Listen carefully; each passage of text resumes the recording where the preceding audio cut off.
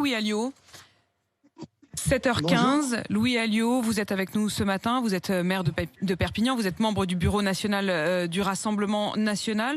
Vous avez entendu à l'instant la colère des restaurateurs, elle monte partout. Jean Castex hier qui promet des aides, mais qui laisse planer également la menace d'un reconfinement, mais qui dit l'État n'abandonnera pas. Est-ce que l'État est courageux de prendre ces mesures, ou est-ce que au contraire vous avez le sentiment que ce sont des mesures qui vont casser l'économie et la reprise? Mais écoutez, j'ai l'impression que l'État, encore une fois, est dépassé par les événements. On avait, entre la fin du confinement au mois de juin et aujourd'hui, un certain nombre de mesures à mettre en place, et je peux vous dire que toutes les personnes que je rencontre se posent une question. Par exemple, est-ce que nos hôpitaux sont prêts? Combien de lits en urgence nous avons ouverts pour pallier à une éventuelle augmentation des cas et de la pandémie? Où sont les 10 000 respirateurs qui ont été commandés par le Premier ministre à l'époque? Bref, des questions simples auxquelles le gouvernement n'apporte aucune réponse concrète. Les restaurateurs, pour vous, ils payent le manque d'investissement ou d'anticipation dans le monde hospitalier? Je pense qu'ils payent le manque d'anticipation, le manque aussi de contrôle dans certaines zones, mais on voit bien que ce gouvernement, si vous voulez, navigue à vue et n'anticipe pas. Et le fait de s'en prendre d'une manière assez brutale aux restaurateurs et au métier de l'hôtellerie, moi j'ai reçu les syndicats l'autre jour, eh bien je peux vous dire que c'est quelque chose qui est très mal vécu par la profession. Et ces gens-là aujourd'hui sont dans des situations comptables très difficiles et ils se battront, ils réagiront, ils n'accepteront pas cet état de fait et je pense qu'il y a un risque, j'allais dire, de contestation sociale et économique forte parce que précisément ils n'ont pas l'impression d'être soutenus par le gouvernement. Vous le redoutez ou vous l'espérez cette fronde ?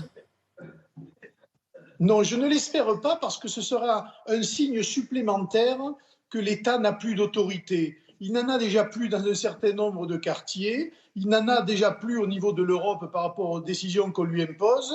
Et là, si vous voulez, eh bien, sa parole ne porte plus. Les gens ne croient plus ce que dit le gouvernement. Et je trouve, moi, cette situation gravissime.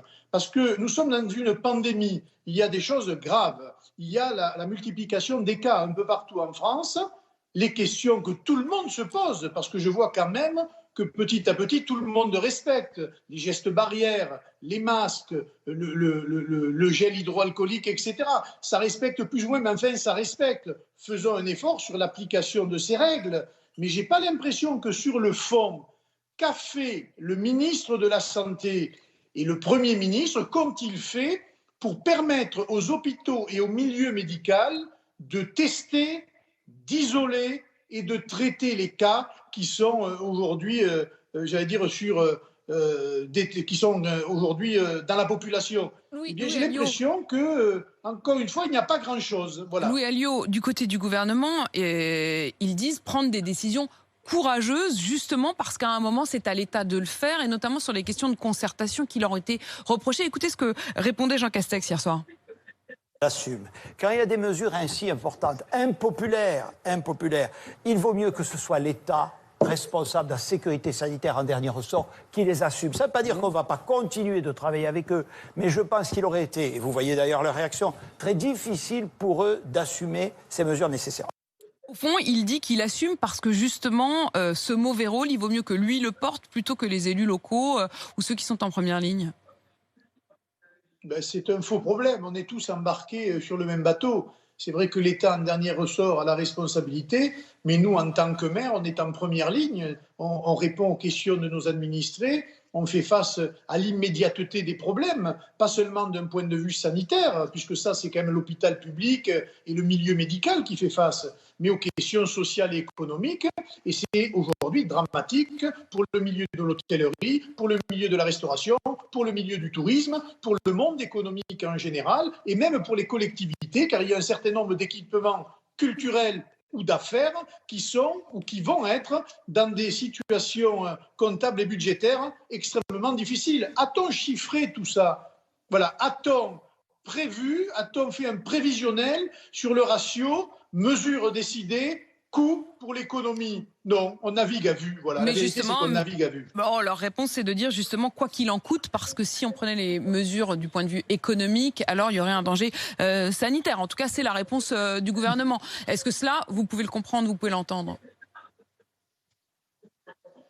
Ça devient difficile à le comprendre quand vous avez les pieds sur terre, parce que de plus en plus de gens n'accepteront pas ces mesures de restriction des libertés. Il faut bien le comprendre, ne l'accepteront pas. Et donc, encore une fois, on va se retrouver dans une situation où il y aura une dissonance complète ou une discordance entre ce que dit le gouvernement et ce qu'entend la population. Et nous risquons d'avoir des troubles de gens, tout simplement, qui ne veulent pas respecter ce qui est décidé par le gouvernement, et ce sera très difficile pour les collectivités de relayer ce message gouvernemental. Pour l'instant, nous faisons face. Pour l'instant, nous faisons de la prévention. Nous appliquons le principe de précaution dans beaucoup d'endroits. Mais j'ai comme l'impression qu'une fronde se prépare, et moi je ne tiens pas à ce que le désordre s'installe partout. Risque de troubles et d'indiscipline. Donc merci Louis Alliot d'être intervenu ce matin, donc d'avoir répondu à mes questions.